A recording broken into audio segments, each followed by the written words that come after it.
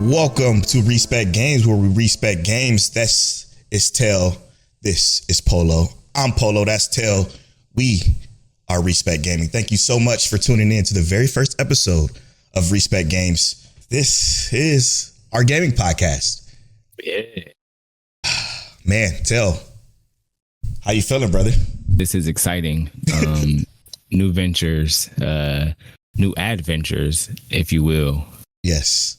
So, those who don't know who we are originally from a anime podcast titled Mic Check Waifu Waifu. If you're familiar with that, welcome to Respec Games. But we decided that we are going to venture out and create a gaming podcast. We've been working on this gaming podcast for, Ever. Yeah. To be honest, I had the idea 2-3 years ago, 2023. To start the gaming podcast because we had Mic Check Waifu Waifu going. But the problem was I didn't have an initial host. And I decided why not use the same host we have for Mic Check Waifu Waifu, my brother, Mr. King Telle, to start this gaming venture with, because he's very versed in games as well. And from a different side of gaming than I am, essentially. But here we are with Respec Gaming and Respec Games. So, you could do us a favor. This is a brand new YouTube channel, a brand new podcast. Subscribe to the YouTube channel, like the video, comment for the algorithm, all that good stuff. And if you're listening on podcast services, on Spotify specifically, leave us a nice review so we can get more people over to the Respec Gaming side of things. We are going to discuss in this episode the how, the why, and the where of Respec Games. Basically discussing the structure, because this is going to be a more structured podcast than our anime podcast is. And we're going to incorporate a lot of segments and different cool things like that within this podcast. But first, with the introduction, let's talk about what is Respec Games and why we decided to create such a thing. I guess starting with what is Respec Games? Yeah. Just as the title suggests, or the intro suggests, this is where we respect games, essentially. Right, Telle? It is exactly that. Now, it is Respec without a T. There's no T on there. But it is a play on respecting your stats in games in general. But you can also say that sometimes the field for judging games and playing games gets so heavy on being analytic that you're not actually paying your respect to games. Absolutely. And that's kind of what Respec is that looking at the gaming aspect or looking at games with just a little bit more respect than what may be normal or considered normal. Yeah, it's just that simple. Bringing a respectful conversation while still being critical, still absolutely bringing our honest opinion on video games, but doing it in a respectful way, which is something that we think that the video game industry is lacking sorely. There is no place you can go to. I can almost guarantee you there is no place you can go to where you will find a respectful conversation in the video game industry where it's not some sort of vitriolic hate or toxic place. And not saying that we're going to create some toxic positivity place either, but just a place where we can talk about games and enjoy them in a nice, respectful manner. That's pretty much what Respec Games is. And again, I feel like it's sorely needed. And I think both me and Telle understand that this is probably going to be a niche within a niche again, just like Mic Check Waifu Waifu is. Like Mic Check Waifu Waifu is an anime podcast that covers seasonal anime, but we go so deep into those seasonal shows. We watch shows that people would never even touch and discuss it on the podcast very vividly. And to be honest, we know a lot of people don't like what we would like because we're so deep into it. And it's probably going to be the same here because it's going to be a lot of positive conversation on video games. Yeah. And the one of the main things that I would like for viewers of Mic Check Waifu Waifu and new viewers to Respec who may only listen to Respec podcasts or view us on Respec is that while we are going to be positive of it, positivity does not mean that we have to say we love it. It just means that we're not going to tear something down for the sake of tearing it down. We're not here for negative view scalping. Yes. Not click farming. We're literally here for the love of the game. You know what I mean? That's it. For the love of the game. We're here to talk about games that let's even say there may be something in the gaming community that like a game that came out that may be negative to the actual philosophy of gaming in its totality. And we can discuss that without saying the game itself is bad. Right. The game itself isn't necessarily bad, but what it may do to gaming as a whole could possibly be that.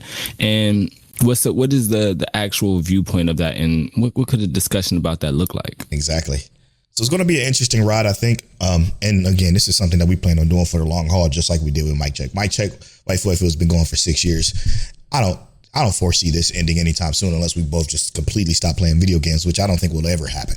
I'm literally planning on game development. I'm working on game development and design now, so it's not going nowhere for me. That's a perfect segue, a Montel way, if you will, into who are we, man? Who the people who don't know us from Mike Check Waifu Waifu or coming into Respec Gaming new, who is King Telliano, aka Telle, aka Montel?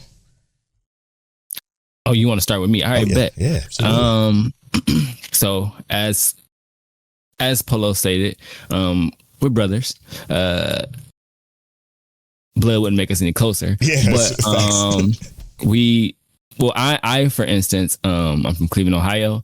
I'm a longtime gamer. My first game I ever played was Sonic the Hedgehog on a Sega Genesis, and I do quite literally remember being in an apartment with my dad and having a controller in my hand and him beating me in a football game.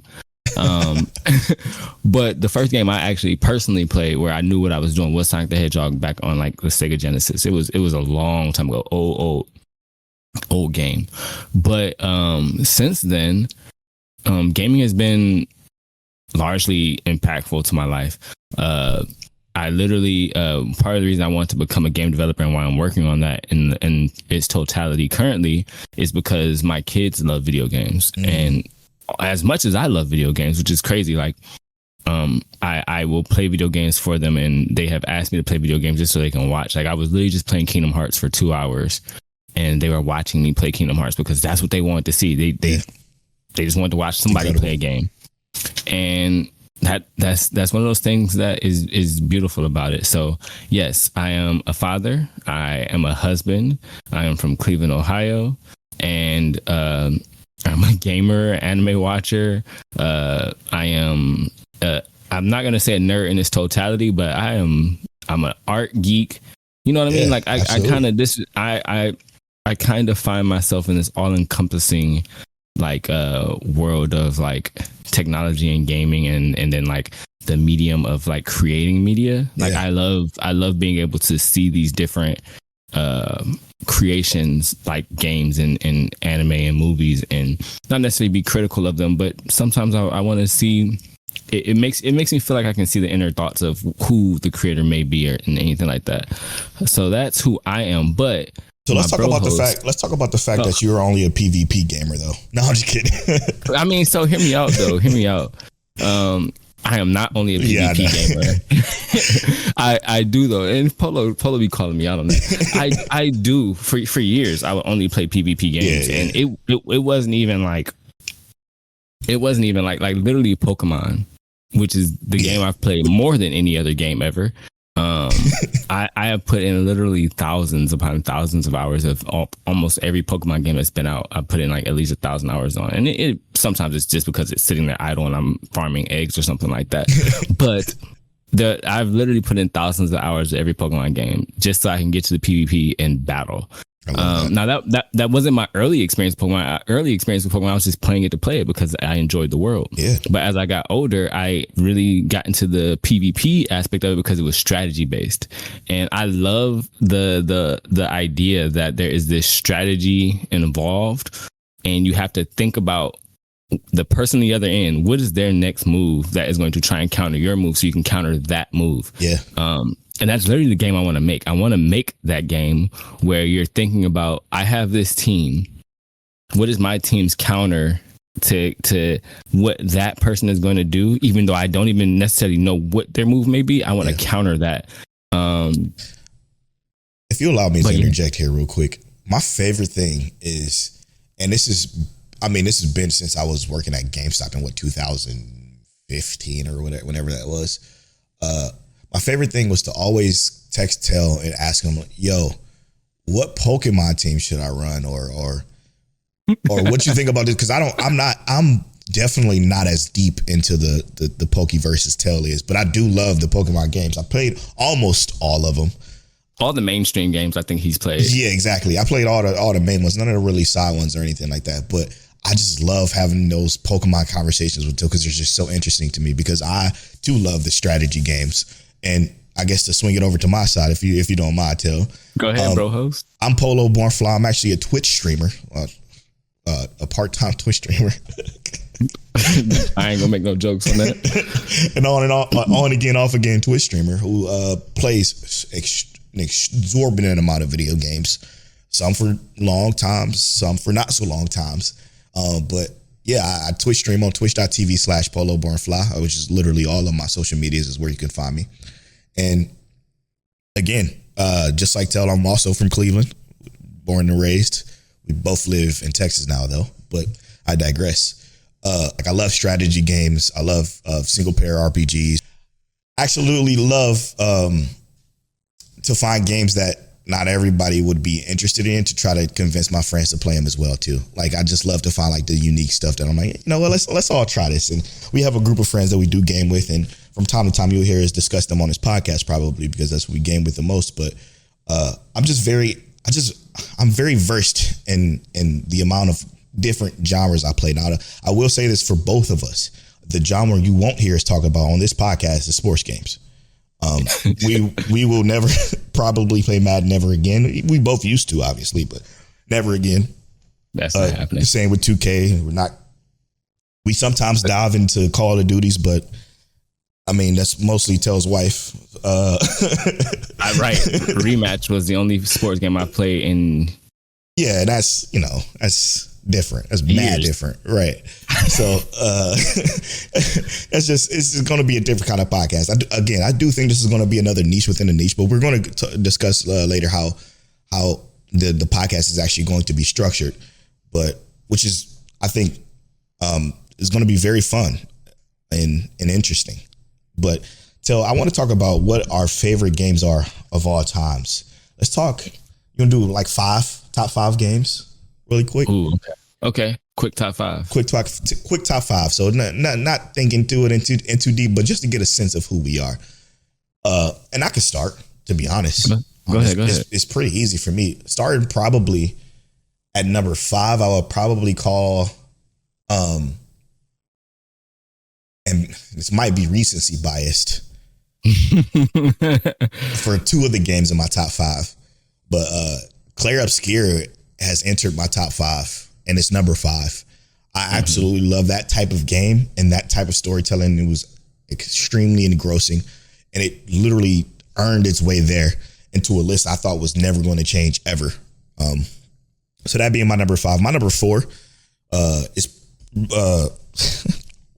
CD Projekt Red's Cyberpunk 2077.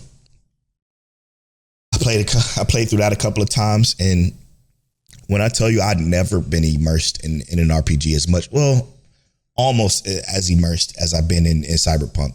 There's one other game I would say that I was probably just as immersed into, and that's coming in this list a little bit later, but Cyberpunk really had me invested in the story, the characters, the world. The best romance is in Cyberpunk between your main male, if you play the male V character, between Pan Am and V.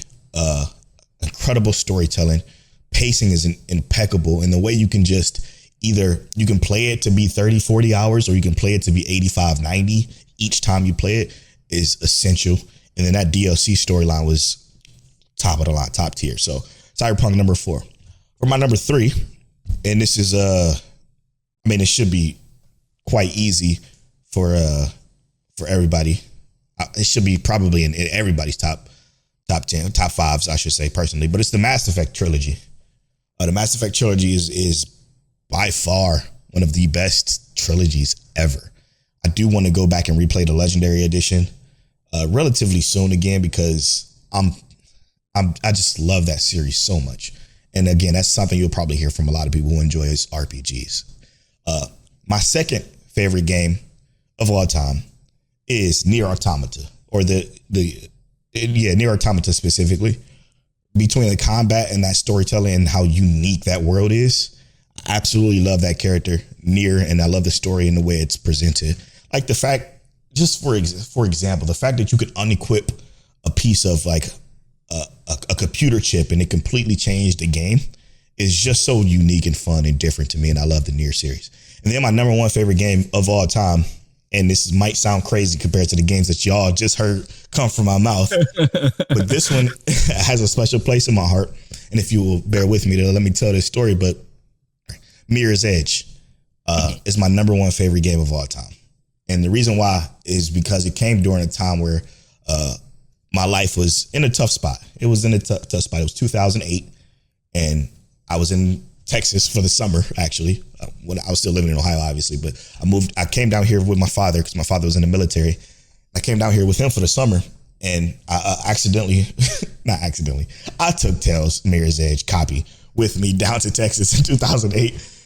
And during that time, it was a rough time where I found out that my mom had MS, and I was freaking out because I was young and didn't quite understand. I was old enough, I should say. I didn't quite understand how bad or good MS was until I did the research. And when I did the research, it was quite upsetting and quite depressing to me, to the point where I couldn't do anything. I had trouble waking up. We didn't really have any privacy where we were staying at the time on the military base. So it was me, my sister, my brother, my father, his 3 roommates. It was a lot going on. But every time I turned on Mirror's Edge, it hyper focused me and just I tunnel vision into that game. And just the immersion of the music, which is one of my favorite things in video games, is the music.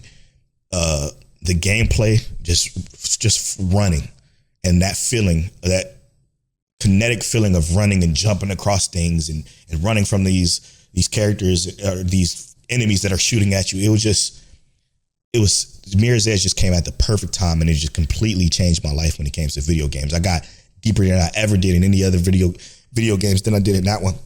I beat it like over 100 times probably.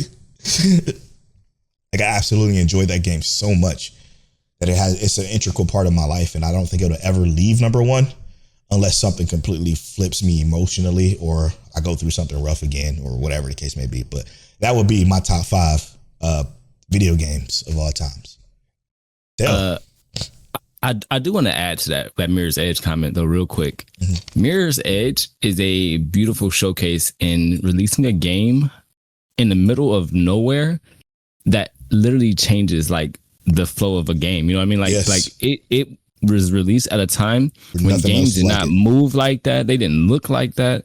Like even now, a lot of game development companies are just now getting to the point to where like they even have the kind of direction that lets you innately know where to go without just telling you this is where you go. Right. Mirror's Edge was like one of the first to just make it that simple, smooth, and just feel that natural. Absolutely. And have the layers. So yeah, Polo, obviously good choice. I knew that was coming. So my top 5. Let's get recency bias out the way as soon as possible. Clear Obscure Expedition 33 is a phenomenal game. It was one of my favorite games. I'm gonna say less than an hour in, I was like, nah, this is transcendent. It is. It just felt different. So yeah, I will say it was. I think the word for it was transcendent. It's not any specific order here except for like the last 2. My next one would be StarCraft 2. Oh yeah, Telle in the StarCraft days was goated. Yeah, I played so much StarCraft 2, and there was a lot of games I played before that led me up to there, like Age of Mythology and other like these like strategy RTS games where you're managing a community of units and whatnot and trying to bolster your army and fight others. I would say Age of Mythology had more options to it, but StarCraft 2 was a phenomenal game, and I literally played it for a decade. True. My next one would be Sonic Adventure, specifically 2. Sonic Adventure 2 is one of those games that, you know, I played on Dreamcast, and I remember how gratifying it felt to finally beat it. And that feeling alone just made me want to beat more games in general. Sonic Adventure 2 was a game that I put in. I gave it the Pokemon story. I spent hours just raising Chow and doing little Chow adventures. I spent hours going back and getting those secret bosses and collecting every collectible item. If they had trophies, I would have had every trophy in Sonic Adventure 2. It just was that simple. I love the music of the game, and even with all its wonkiness from the time that it was made, it was a phenomenal game. I love it. Sonic Adventure 2 is just that. My next one is one of my favorite games of all times. It's Kingdom Hearts 358 over 2 days. Now, we'll talk about this obviously later as the podcast continues, but Kingdom Hearts is one of my favorite games of all time. But this one specifically, to me, just had the best story. There was nothing in Kingdom Hearts that was as coherent as this story here, but also as like poignant. It just hit home immediately. The music was Kingdom Hearts music is just phenomenal. Yeah, but it just is what it is. But my favorite game of all time, Pokemon. I can pinpoint one and say like Heart Gold and Soul Silver or Omega Ruby and Alpha Sapphire. That would be like the ones I would say were the best overall gameplay wise. I spent, like I said, thousands of hours on them and played the most in PvP. But Pokemon Black was the best. Well, I think Black and White 2 were the best actual stories they've ever put in Pokemon games in general. Yeah. But I'm saying my favorite ones to actually play were like Omega Ruby, Alpha Sapphire were and then like Heart Gold and Soul Silver were just the best to play. But I've spent so much time playing Pokemon and being involved in its lore and world that I think I could forget more about Pokemon than some people will ever know. If that makes sense. Yeah, no, I think you're spot on with that. And I did forget to mention what the first game I ever played was. And the first game what was that? Yeah, so the first game I ever played, I would never forget this because it's probably one of my earliest memories because my mom had a Super Nintendo. It was my mom's for some reason. And the only game she played, which was the only game I ended up playing because it's the only game she had at the time, was The Legend of Zelda. My goodness. The very first Legend of Zelda. And she would go know all the like invisible bushes and everything, which was shocking to me because even back then my mom was always the cool kid. So seeing her play or do anything like that was shocking to me. But when I picked it up, that was all she wrote for me. Ever since then. You know what I find funny is that both of our moms play games, and my mom didn't play a bunch of games. But when my mom did play, she played Mortal Kombat, which is wild, right? Yeah. And she played Miss Pac-Man. That too, She could make it very far in Miss Pac-Man. I've never seen anyone make it farther in Miss Pac-Man than my mom did. Yep. And I was always confused. I remember, the little you hook them up to the HDMI port on the TV and this little gamepad. My mom bought 3 of those. So yeah, my mom loved Legend of Zelda. And then later down the road, she got one of those cheap game things that you plug into the TV like you're talking about. And played Pac-Man for hundreds of hours. But then later down the road again, when this is the most games she played. This isn't the podcast about my mom, but it's so funny to talk about now. When the what's that thing? The Kinect for Xbox 360 came out. She loved that. She loved that because it was before that it was Wii bowling because we used to Wii bowl in the family in the living room all the time, all day. And then the Kinect came out, and then we were doing Kinect bowling. And that's when she was like a beast. I mean, incredible at Kinect bowling. And I believe it because, our moms, and we love our moms. We are men who love our moms. Yeah. My mom was a Guitar Hero. Yeah. Well, she was playing Rock Band more. Right. I remember going over there and playing Rock Band, having a good time. Wow. That's awesome. Yeah, but yeah, that's the earliest game I played. All right. Your top 5, my top 5. Let us know what you think about our top 5s. Feel free to judge us, if you will. It's okay. With respect. All right. So let's move on to what we will consider to be, in this particular podcast, the critical hit, which is the main topic. And the main topic of the first episode of Respec is how the structure is and how this podcast is going to go. So the what, and the how of the podcast, essentially. So let's start off with the start of the podcast. So whenever we start the podcast, we decided to come in with, it's kind of a play on what we do on Mic Check Waifu, which is giving an anime episode of the week. But in this time, we're going to call this section with respect. And it's basically just giving the developers something in the gaming culture or a video game, our badge of respect. If you look at the top of our little layout here, you can see the badge. And the badge is what we're going to call the badge of respect, which means that we find something within this game or this community or whatever have you deserves our respect. And we're going to go into great detail about it, how we feel, what we're looking forward to, et cetera, et cetera. You want to expand on with respect? What you think about that? So Which is it's my favorite thing, to be honest. Yeah, I think. Yeah, I agree. I would say it has to be my favorite thing, and starting there is going to be huge.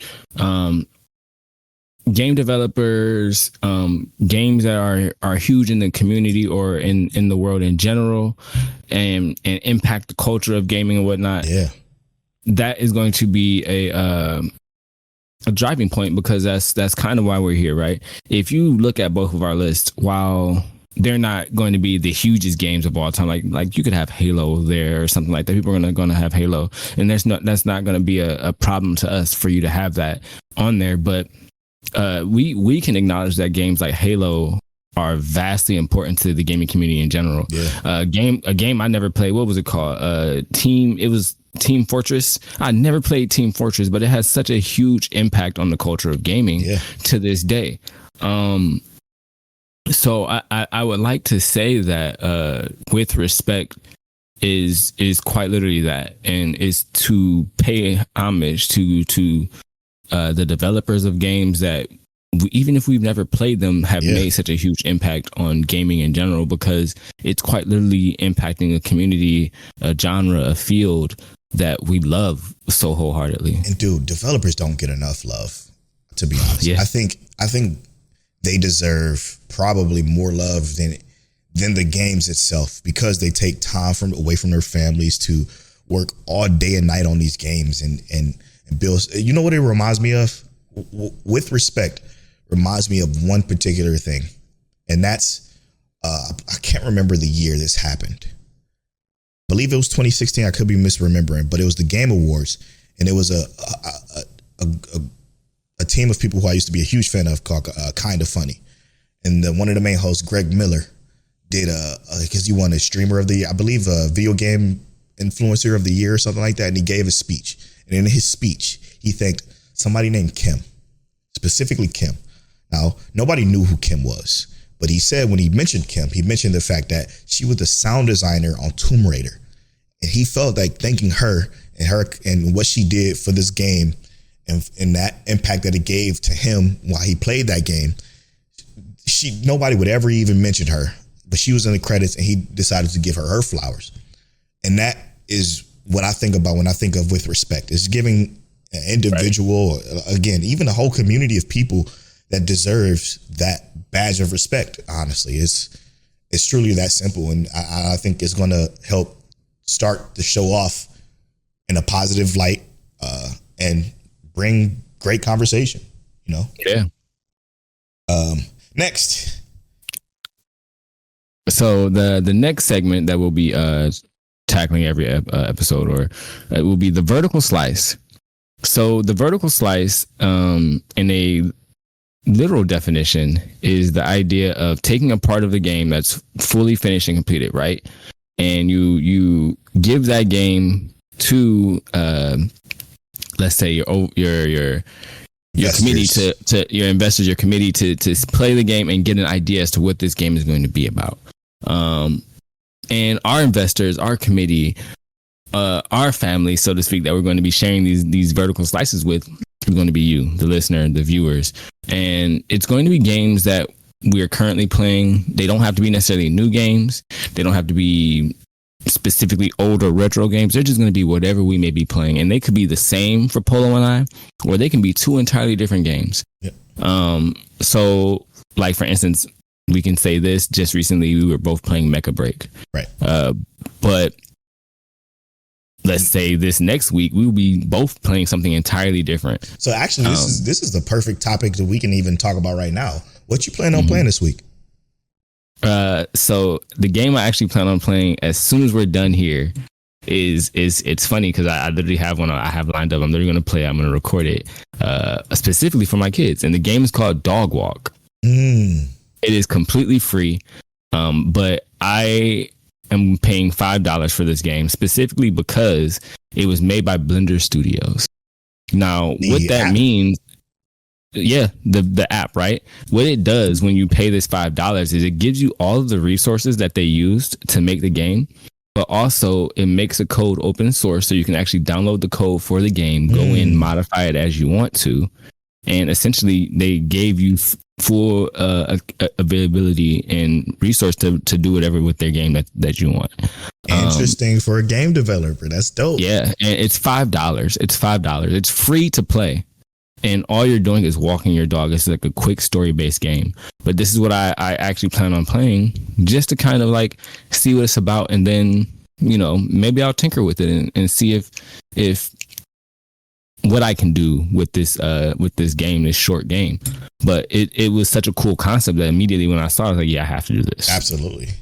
And from time to time, those will be uploaded on our YouTube channel, youtube.com/@RespecGames. Shout out to everybody that subscribed so far. We got a couple of subscribers, so thank you so much for that. But for me personally, and I have a new puppy. I guess I should have mentioned at the beginning. I have a new puppy right now, and he's been sick, so I haven't been able to play many other like in-depth games because I've been taking care of him, going outside every 30-45 minutes, which has been just crazy. But for me, I'm gonna continue to play this mobile game I've been infatuated, or a couple of mobile games I've been infatuated with. Is one, Persona 5 Phantom X. I've absolutely enjoyed Persona 5 Phantom X. It's a Persona game, but in mobile form. Yes, it has its gotchaness in it, but what I like about Persona 5 Phantom X is that it's a Persona game first. The story is there. It's deep. It's a Persona story through and through. And it's been incredibly fun with some of the best puzzles I've played in a Persona game, which has been interesting enough. And then Umamusume. Pretty Derby. Yes, I've been enjoying Umamusume. It is, again, an addicting, yet very generous mobile game that you can just race these pretty horse girls. And it's just been the training of it and the whole using inspiration parents, essentially, for lack of a better term, to then build a different Uma, to then race that Uma and hope that you get first place in the big tournament, and then use her as a parent to do it again. It's the loop that I've just been enjoying so much of. And it sent me down a rabbit hole of learning about old 1980s and 1990s derby racehorses in Japan. It's been crazy. And it kind of ties into Mic Check Waifu because it's based off of an anime as well. So I think that's like the coolest thing in the world, though, bro. That is so cool. And I think about that. Like, we literally was talking about lore in anime, but for the lore to get to that point in gaming even and have so much relevancy in life is so cool. Yeah. Like, I was thinking about that game is so simple, right? But it's right? A coaching game. It's literally like a Chow Garden, kind of game, but they have jam-packed it with that lore that is so cool that even if you're not playing the game, there's so much information to download, so to speak. It's so much fun, and it's just a joy. And it's easy to just pick up and play with one hand while I'm outside with a dog, or sitting there waiting for him to do his thing. It's just been a lot of fun. But yeah, that's Vertical Slice. It's just to give you a peek into what we're doing. Again, every once in a while, we're going to record the Vertical Slice and we're going to post it on the Respec Gaming YouTube channel so you can see exactly, the game itself throughout the week in which this episode releases, which is every Wednesday, right? Every Wednesday morning, a new episode of Respec Gaming is going to come out. So yeah, I probably should have mentioned that at the beginning, but we're working the details out. And then next on the structure of the show is we're gonna cover some news. The news is going to be anything that's happening in gaming of relevant to us. Positive news, hopefully, but even just news that just brings great conversation to the show that we could have. Anything going on in gaming within the previous weeks. It's just that simple for news. Yeah, it's just that simple. And obviously with news, we'll have to follow up with like new and upcoming game releases. So that could be huge because there's going to be games released every month.